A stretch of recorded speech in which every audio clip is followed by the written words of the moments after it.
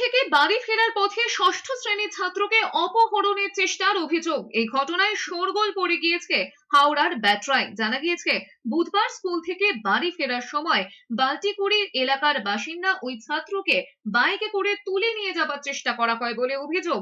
কিন্তু ওই ছাত্রের চিৎকার চেঁচামেচিতে তা সম্ভব হয়নি বলে পরিবারের লোকেরা জানান। এরপরে ব্যাটরা থানায় লিখিতভাবে অভিযোগ করেছেন তারা।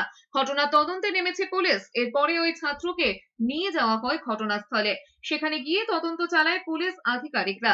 সিসিটিভি ফুটেজ খতিয়ে দেখা হচ্ছে। কি কারণে এই ঘটনা ঘটেছে তা জানার চেষ্টা করা হচ্ছে। পাশাপাশি ওই ছাত্রের বয়ান সত্যি কিনা তা খতিয়ে দেখছে পুলিশ। স্কুল থেকে ফেরার পথে কয়েকটি যুবক নাকি ওকে জোর করে বাইকে তুলে নিয়েছে। ওর চেঁচামেচিতে ওকে নামিয়ে গিয়ে ওরা বাইকের ওরা চলে যায়।